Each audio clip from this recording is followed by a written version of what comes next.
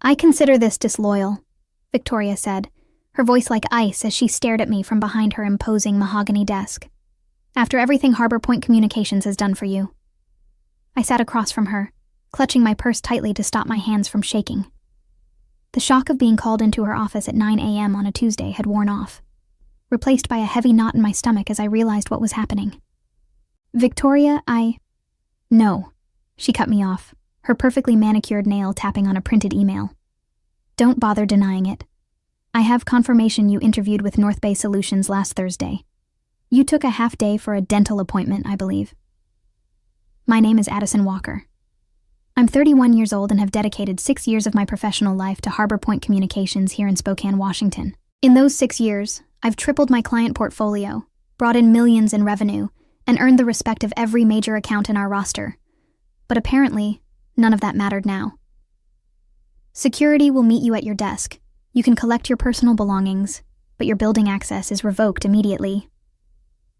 Victoria's voice was emotionless as she slid my company ID across her desk. "I've already disabled your email access." The injustice of it burned in my chest. 3 years. 3 consecutive years I'd come to this same office with meticulously prepared presentations showing my achievements, market rate salary comparisons, and requests for a well-deserved raise. 3 years of tough budget year excuses while Victoria announced record profits at quarterly meetings. I took a deep breath and stood up, straightening my blazer. "I understand." Victoria looked almost disappointed by my calm response. Perhaps she'd expected tears or pleading. Instead, I extended my hand across the desk. "I wish you and Harbor Point continued success," I said, my voice steady despite the emotional turmoil inside. She hesitated before briefly shaking my hand, confusion flickering across her face. As the security guard hovered awkwardly by my desk, while I packed my family photos and 6 years of desk plants into a cardboard box, I felt surprisingly calm. Colleagues shot concerned glances my way, but I smiled reassuringly at them. No drama, no scenes, just dignity. Walking out of those glass doors for the last time, the April sunshine warm on my face, I realized something important. Victoria thought she was punishing me. She couldn't have been more wrong. As I placed the box in my car trunk, my phone buzzed with a message from David Klein, CEO of North Bay Solutions. "Can we move our final discussion to today, 2 p.m.? I smiled. Victoria had no idea what was coming. It's funny how 6 years of your life can fit into a single cardboard box. As I drove home from Harbor Point, the box secure in my trunk, I reflected on everything that had led to this moment. I joined the company fresh out of graduate school, eager and determined. Despite my marketing degree from Washington State University, I'd started in an entry-level position, making coffee runs and organizing meeting notes. But I worked tirelessly, staying late, volunteering for the difficult projects nobody wanted, and building relationships with clients who others had written off as too demanding. Within 2 years, I was handling our mid-tier accounts. By year 4, I'd been entrusted with North Bay Solutions, our largest client, worth nearly 30% of Harbor Point's annual revenue. David Klein, North Bay's CEO, specifically requested me as their account manager after I'd stepped in during a crisis when their previous representative dropped the ball. "You're the only one who seems to understand what we need before we even ask," he'd told me. From then on, the relationship between our companies flourished, with North Bay extending their contract and doubling their marketing budget with us. Victoria had been pleased then. "This is the kind of initiative we value," she'd said, though that value never translated to my compensation. My first request for a raise came after that success, armed with performance metrics and revenue numbers that spoke for themselves. "It's just not in the budget this year," Victoria had explained, with a rehearsed look of regret. "But your contribution is noted." I accepted it then. The economy had been uncertain, and I was still building my portfolio. But the following year, after bringing in 3 new major clients and receiving an industry award for a campaign I'd designed, the same answer came. "Next year will be better," she promised. "We just need to tighten our belts a little longer." Meanwhile, Victoria drove to work in a new luxury SUV, and the company leased an additional floor in our building for expansion. Still, I remained loyal. believing that dedication would eventually be rewarded. The third denial came 6 months ago, right after I'd successfully negotiated a 40% increase in North Bay's annual contract value. "Your performance is exceptional," Victoria had said. "But we're investing in infrastructure this year. Perhaps we can revisit this in the summer." Something in me had finally broken. That night, I updated my resume for the first time in 6 years. Not out of anger or revenge, but out of self-respect. I was worth more than constant promises and perpetual denial. I just never expected Victoria would discover my job search before I was ready to give my notice. At home, I set the cardboard box on my kitchen counter and stared at it, the reality of what had just happened finally hitting me. I wasn't just between meetings or taking a day off. I was unemployed. The weight of it pressed against my chest, momentarily making it difficult to breathe. My phone rang, displaying my best friend Olivia's name. "I just heard," she said when I answered. "Thomas texted me. Are you okay?" Thomas was Harbor Point's IT specialist and Olivia's boyfriend. News traveled fast. "I'm processing," I replied honestly, sinking onto a kitchen stool. It happened so quickly. "It's completely unfair," Olivia said, her voice rising with indignation. "Everyone knows you're the only reason North Bay has stayed with Harbor Point this long. Victoria's just intimidated because you're better at the job than she ever was." There was some truth to that. Victoria had been the company's star account executive before moving into management. Many of us suspected she missed the recognition and client relationships, often inserting herself unnecessarily into my meetings with North Bay. "The worst part is how she did it," I said, feeling a flash of anger. Like I'd committed some kind of corporate treason by looking for opportunities after being denied advancement for 3 years straight. "It's her loss," Olivia replied firmly. "And honestly, Addison, maybe it's for the best. You've been undervalued there for years." She was right, of course. I'd stayed at Harbor Point out of loyalty to my clients and colleagues, not because it was the best choice for my career. But getting fired like this, escorted out by security as if I were a criminal, that stung deeply. My phone beeped with an incoming call. David Klein. "Olivia, I need to take this. It's North Bay." "Go, take it. Call me after," she said before hanging up. I took a deep breath and answered. "Addison, I just heard what happened at Harbor Point," David said, skipping pleasantries. "Are you available to come in today? I'd like to accelerate our conversation." My heart raced. "Yes, I can be there at 2 p.m. as you suggested." "Excellent. And Addison, don't worry about what happened this morning. Sometimes these things have a way of working out for the best." After hanging up, I stared at my reflection in the kitchen window. The woman looking back at me wasn't defeated. She was being set free. I showered and changed into my best suit, the one I reserved for pitching new clients. As I applied my makeup, I felt a strange calm settle over me. Victoria thought she had punished me by firing me so abruptly, but perhaps she had done me a favor. That morning had been humiliating, but it had also been clarifying. I had given Harbor Point my loyalty, creativity, and countless unpaid overtime hours. In return, I'd been undervalued and discarded. Whatever happened next, I knew one thing for certain. I would never again give my best to people who couldn't see my worth. It was time to step into my power. The North Bay Solutions headquarters occupied the top 3 floors of a gleaming glass building in downtown Spokane. Unlike Harbor Point's dated office with its beige walls and aging furniture, North Bay embraced modern design, open spaces, collaborative pods, and walls of windows showcasing mountain views. As I rode the elevator to the 30th floor, I mentally rehearsed what I would say in my interview. I'd need to explain my sudden availability without sounding bitter about Harbor Point. Professionalism was key, even when discussing uncomfortable situations.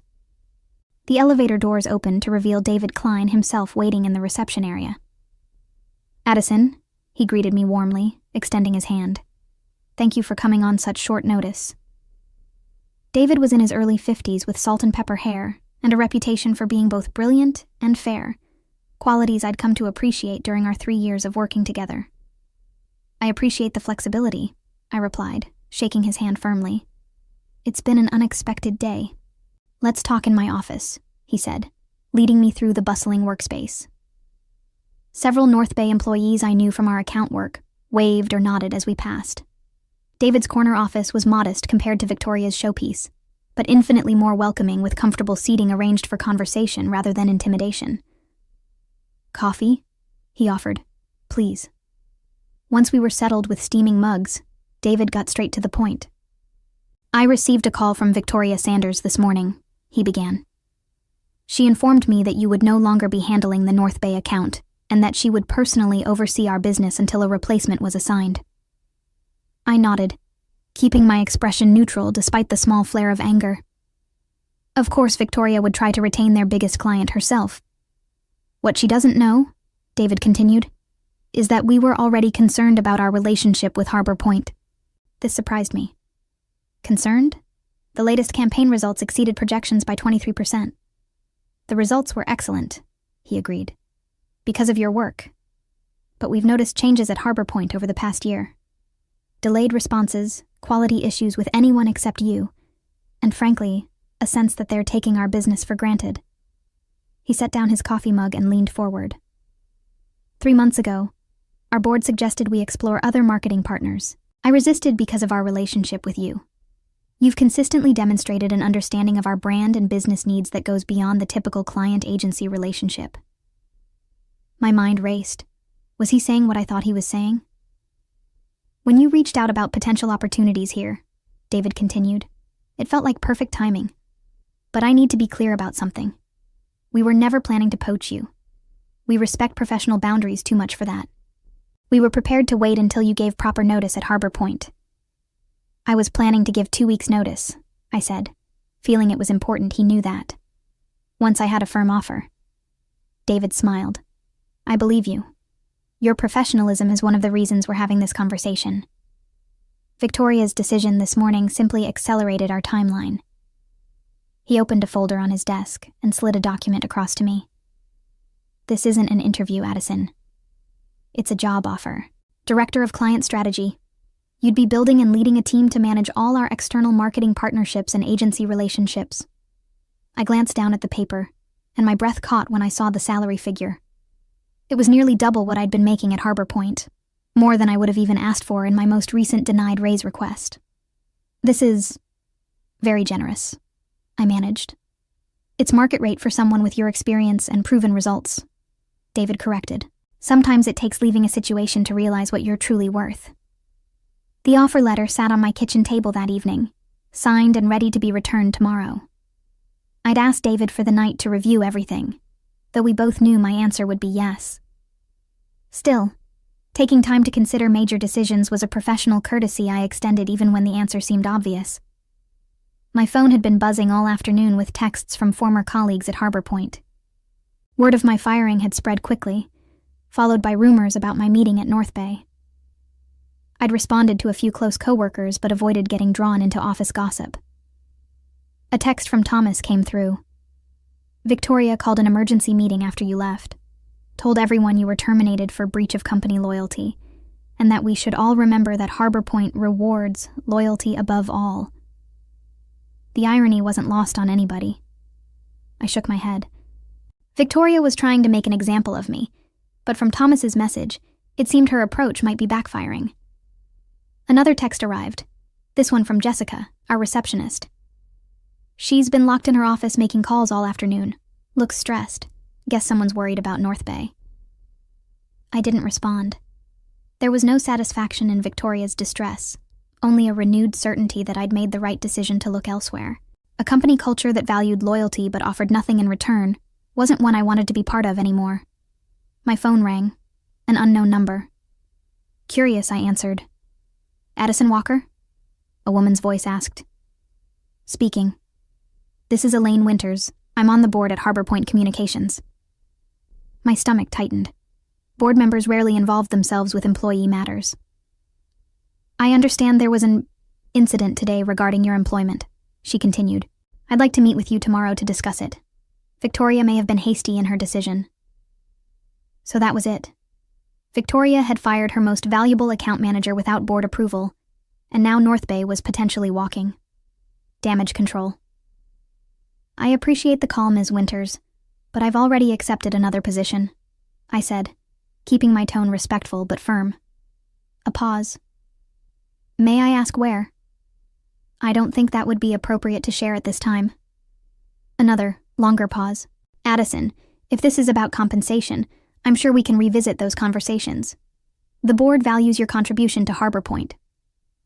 The irony was almost painful. 3 years of documented rejected requests for appropriate compensation. And now, suddenly, the board valued my contribution. It's not just about compensation, I replied honestly. It's about respect and recognizing employee worth before they have one foot out the door. Perhaps we should discuss this in person, she pressed. Tomorrow morning? I thought about it. While I had no intention of returning to Harbor Point, there was something to be said for professional closure. I can meet at 9 a.m., I agreed. But to be clear, I've signed an employment contract elsewhere. I'm not coming to negotiate a return. Understood, Elaine said, though her tone suggested she didn't believe me. I'll see you tomorrow at our offices. After hanging up, I poured myself a glass of wine and stepped onto my apartment balcony. The spring evening was cool, but pleasant, the city lights beginning to twinkle as dusk settled.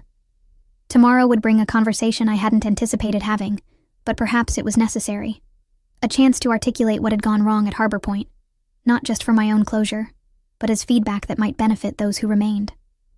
My phone buzzed with an email notification from David Klein, subject line, "Welcome to the team." Whatever happened tomorrow, I knew one thing for certain. I wasn't looking back. The Harbor Point reception area felt strange to enter as a visitor. Jessica's eyes widened when she saw me, her professional smile faltering. "Addison? You're here for the meeting with Ms. Winters?" "That's right," I confirmed, signing the visitor log. Another surreal moment. "I'll let her know you've arrived," Jessica said, then lowered her voice. "For what it's worth, everyone's talking about how wrong this was. You were the best of us." Her words warmed me. "Thank you, Jessica." The elevator ride to the conference room gave me a moment to center myself. I had dressed professionally in a navy suit, not to impress, but to remind myself and everyone else that I was approaching this meeting as an equal, not as a dismissed employee seeking redemption. Elaine Winters was already waiting when I arrived, a slim folder in front of her. In her 60s with silver hair cut in a precise bob, she had the poised confidence of someone used to making million-dollar decisions before breakfast. "Ms. Walker, thank you for coming," she said, standing to shake my hand. "Please have a seat." I expected Victoria to join us, but as Elaine closed the door, it became clear this would be a private conversation. "I've reviewed your personnel file," Elaine began, opening the folder. 6 years of excellent performance reviews, consistent growth in your account portfolio, and 3 formal requests for salary adjustment, all denied. She looked up at me. I was not aware of this pattern. This surprised me. I assumed compensation decisions were reviewed at the board level. Major compensation changes, yes, but management has discretion within certain parameters. Elaine's expression remained neutral, but her tone suggested disapproval. Victoria has been operating with significant autonomy. I see. What I don't see, she continued, is documentation justifying your termination yesterday. There's no company policy prohibiting interviews with other organizations. I kept my response measured. The word used was disloyal. Elaine's eyebrow arched slightly. An interesting choice, given the circumstances. She closed the folder. "Ms. Walker, I'll be direct. The board would like to offer you reinstatement with the adjusted compensation you requested in your last review, plus a 10% increase and the title of Senior Account Director." The offer was better than anything Victoria had been willing to consider, but it came 3 years and 1 humiliating dismissal too late. "That's a generous offer," I acknowledged, but as I mentioned on the phone, I've already accepted a position elsewhere. "At North Bay Solutions," Elaine stated, not asking. I didn't confirm or deny, maintaining professional boundaries. "My new role begins Monday." Elaine studied me for a moment. "Victoria is concerned North Bay may reconsider their relationship with Harbor Point given your departure." And there it was, the real reason for this meeting. Not concern for how I'd been treated, but fear of losing a major client. "That would be a question for North Bay," I replied carefully. "Indeed," Elaine nodded, seeming to appreciate my discretion. One last question, if I may. What could Harbor Point have done differently to retain you? The question was unexpected but welcome. I took a moment to consider my response. Recognize my value before I had to look elsewhere to find it, I said simply. Loyalty works both ways, Ms. Winters. Harbor Point expected unwavering commitment while repeatedly demonstrating I wasn't worth investing in. That creates an unsustainable imbalance. Elaine nodded thoughtfully. A fair assessment. She stood, extending her hand. Thank you for your candor. Whatever your next steps, I wish you success. Walking out of Harbor Point for the second and final time, I felt lighter than I had in years. This meeting hadn't been about giving me a second chance. It had been about giving me a chance to reclaim my narrative, to leave on my terms, with my dignity and professional reputation intact. I'd been granted an unexpected gift, closure. Monday morning arrived with a mixture of excitement and nervousness. My new position at North Bay Solutions officially began today, and with it, a fresh chapter in my professional life. I arrived early, eager to settle into my new office, a real office with a door and windows, not the cramped cubicle I'd occupied at Harbor Point despite my senior role. David had arranged for everything to be ready, including a welcome basket and technology setup. At 9 a.m., he stopped by to introduce me to my new team, 5 talented marketing specialists who would be working under my direction to manage North Bay's various agency relationships. The irony wasn't lost on me. I'd gone from managing a single account to overseeing all marketing partnerships, including whoever would now handle the Harbor Point relationship. Team, this is Addison Walker, our new Director of Client Strategy, David announced. Many of you already know her from her exceptional work at Harbor Point Communications. We're fortunate to have her expertise in-house now. After introductions and a brief team meeting to outline priorities, David asked me to join him in the conference room. There, I found several members of North Bay's executive team gathered around the table. Before you dive in completely, David explained, we wanted your input on an important decision. The company's chief financial officer spoke up. In light of recent changes, we're reevaluating our relationship with Harbor Point Communications. Their contract is up for renewal next month. We value your perspective, added the chief marketing officer. You understand our needs and have first-hand knowledge of Harbor Point's capabilities. I could have easily recommended terminating the relationship, a swift, satisfying revenge against Victoria. The opportunity to deal a significant financial blow to Harbor Point was right in front of me. No one would question it. Business relationships ended all the time. But that wasn't who I was.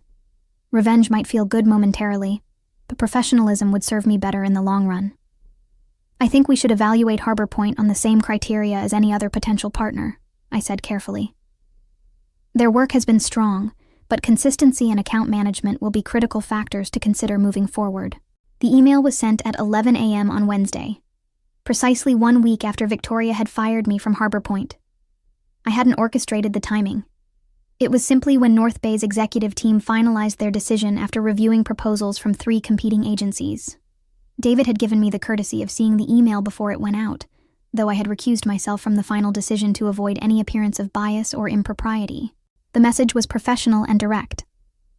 After careful consideration of our marketing needs moving forward, North Bay Solutions has decided to transition our account to Meridian Creative, effective immediately.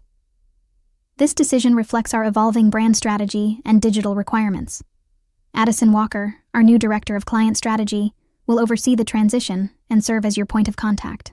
We appreciate our partnership and request all materials be transferred by end of business Friday. I imagined Victoria's reaction upon receiving the news, the shock, then the dawning realization of what had happened. Not only had she lost me, but now she had lost North Bay, a client representing nearly 30% of Harbor Point's annual revenue, and I would be the one managing the transition. The perfect professional revenge had fallen into my lap, without my having to orchestrate it. I hadn't needed to badmouth Harbor Point or sabotage the relationship. The company's own shortcomings, highlighted by my departure, had done that for me. That afternoon, I received a LinkedIn request from Jessica, Harbor Point's receptionist, followed by a private message. The office is chaos. Victoria's been in emergency meetings all day. 3 other account managers have updated their resumes. Karma works fast. I didn't reply immediately. There was no need to gloat or insert myself into Harbor Point's internal affairs. Instead, I focused on building my new team and establishing our processes. Success, after all, was the best revenge. Later, however, I did accept Jessica's connection request with a simple message. Thank you for your kindness during my time at Harbor Point. Wishing you all the best.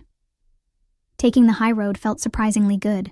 My new position at North Bay brought challenges and opportunities I would never have experienced had I remained at Harbor Point, waiting for recognition that might never come. Sometimes, the best revenge isn't something you actively pursue. It's the natural consequence of valuing yourself when others don't. Looking back on that journey a year later, I realized that Victoria had inadvertently given me a precious gift. The push I needed to find my true worth. In seeking revenge, I found something far more valuable: self-respect and the courage to claim the success I deserved.